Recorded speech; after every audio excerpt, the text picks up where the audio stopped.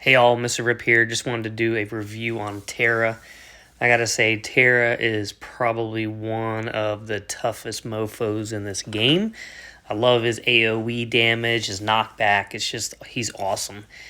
Best team you can have again with this guy is Yuna up front, then Gilgamesh, then Terra, and Mythia. And then for the last middle back row, you could have either Undine or Archimeus. You might even be able to swap in for the crazy Devaic gal that just came out. I forget, Maria. But I would say probably the absolute best team, Yuna, Gilga, Terra, Undine, and Mythia.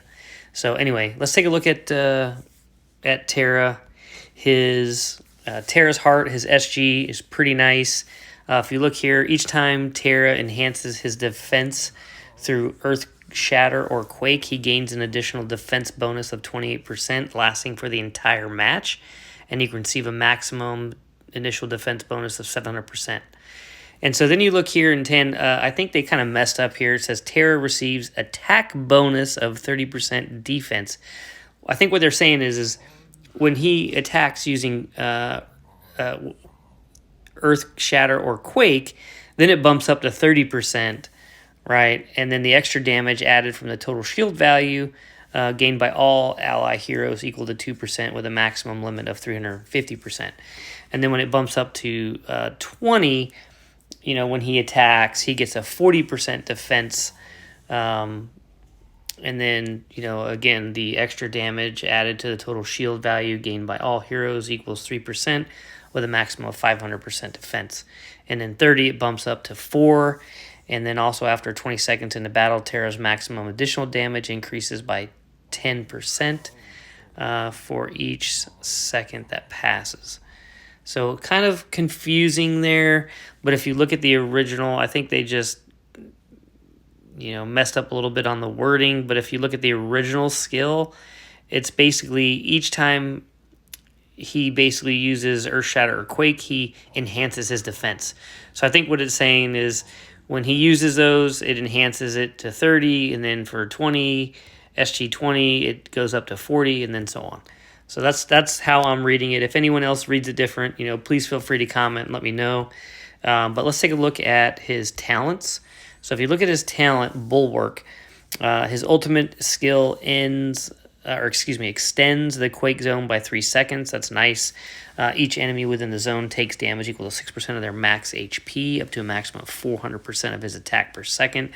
And that damage is converted into a shield evenly distributed to all heroes. So not only is this guy BA, badass, but he's also a very good shield buffer for the group.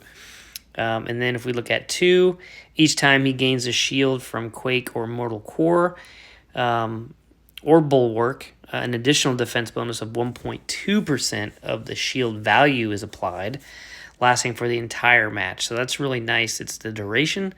And then this effect shares bonus limit with Stone Vigil level 1 effects. So overall, he's pretty great. Let's go over and check out Breakthrough.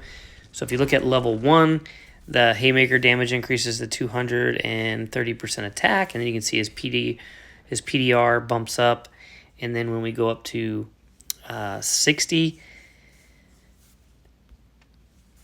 it bumps up to his defense bumps up to 45% and damage dealt by 20%. So that's actually really nice. And then physical damage resistant bonus you can see there. So overall, pretty good. He's a monster, just a monster. I don't think you can play at the high end PvP without this guy for sure.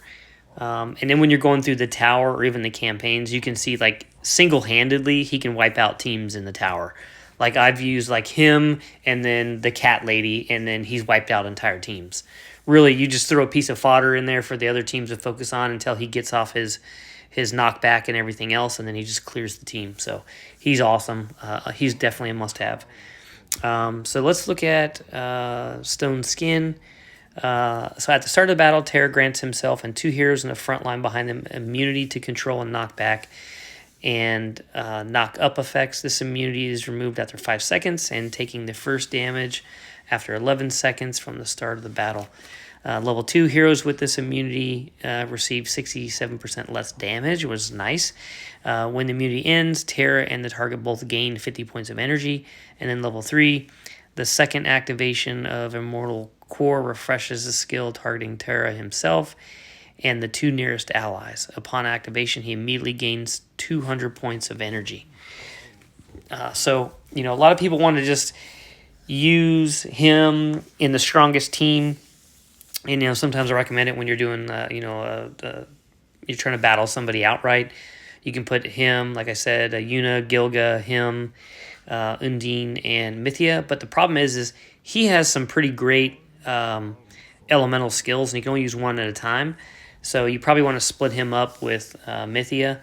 So, you can use both of their skills, and especially in seasonal when you're fighting like 3 teams to 5 teams, then you can spread load and make all those teams stronger and give you an increased chance to win overall. So let's take a look at his ultimate. Earth Shatter. Terra channels the power of Earth, triggering an earthquake in a crowded enemy area for 5 seconds, dealing 350% attack damage, ignores dodge, and knocks the enemies in the air. So the dodge is awesome, right? He just completely takes that out of the equation. And then enemies within the quake zone have their speed and dodge reduced by 80%. So not only does he kick the crap out of them, but he slows people and buffs your team. So it's just awesome. With a 25% chance to be knocked down each second. And then for level 2, when casting his skill, Terra increases defense by 22% for each enemy in the targeted area. Again, maybe you want to use him with like Neff or somebody that gathers up the enemies, right, for that AoE and the knockback. And then let's see, you can read the rest of 2. And then 3, casting the skill, Terra increases defense by 33% for each enemy in the targeted area, stacking up to 5 times. And then that lasts until his next ultimate skill is cast. So pretty cool. Look at Quake. So he strikes the ground continuously 5 times, dealing 190% attack damage to surrounding enemies. For each point, each enemy attack exceeds Terra's own by 2%, or for each percent point, each enemy defense is lower than Terra's by 2%. His damage multiplier to the target increases by 1.5%. Those 2 scenarios may coexist. Well, that's really cool. Up to the maximum increase of 120%. For 3 seconds after casting his skill, he's immune to control effects, knockbacks, and interruptions. Cool. And then level 2, he converts 30% of the skill's dealt damage into a shield. Lasts for 7 seconds. And when he gains this shield, any control effects on nearby allies are removed. So, dang, this guy, he buffs, he slows, he debuffs. It's just, overall, he's just a monster. When Terra uses the skill, he increases defense by 40. Okay, I read that already. And then at the level 4, Terra uses the skill. He can increase his defense by 60. He boosts the defense of nearby allies by 20% of his own defense, both lasting for 7 seconds. So overall, just, only got into 2 of these so far, and they're just awesome. Terra makes a slight charge forward, causing minor knockback before delivering a heavy punch that knocks enemies down before him, dealing 210 attack. With both enemy charges, damage with both the charge and the punch, enemies within the quake zone are not knocked back, but receive guaranteed critical hit instead. Okay, so critical hit's nice. Terra's heavy punch will knock back enemies not in the quake zone, flying into the air. If the charge or punch fails to knock down or knock an enemy into the air, it will result in guaranteed critical hit. Pretty sweet. So no matter what happens, they're getting hosed. When this skill pushes a target to the edge of the battlefield, it destroys 80 points of their energy. It's nice. If the target is within the quake zone, this effect triggers immediately. Each use of the skill can trigger this effect only once per target. Okay. Damage is increased 230%. So overall, just, a monster so far. So level 4, he becomes immune to the first instance of lethal damage and gains a shield to 70. So he has survivability, right? Awesome tank. So basically, you can just put reflection crowns on this guy, and not even worry about having to put blasphemy on him because he's not going to die. I mean, he's like the last guy to die on the battlefield. Let's see. With shielded, damage taken is reduced by 90%. However, each hit removes an additional shield value equal to 3% of his max HP. On level 2, he gains a defense increase of 40% and boosts his damage by 20% for the entire battle. And then the skill can be triggered 2 times. Upon the second trigger, level 2 effects can begin to stack. And then level 4, after triggering, Terra increases his defense by 45% and the damage taken by 20. So this guy is just a sheer monster. Like, he's a must-have. Absolutely one of the best heroes in the game. And, I just like him. I think he's awesome. So anyway, if you have any recommendations on like who to pair him with and things like that, please let me know in the comments. If you have any questions on like who I put him in with, let me know. And, other than that, have fun out there playing the game, and good luck.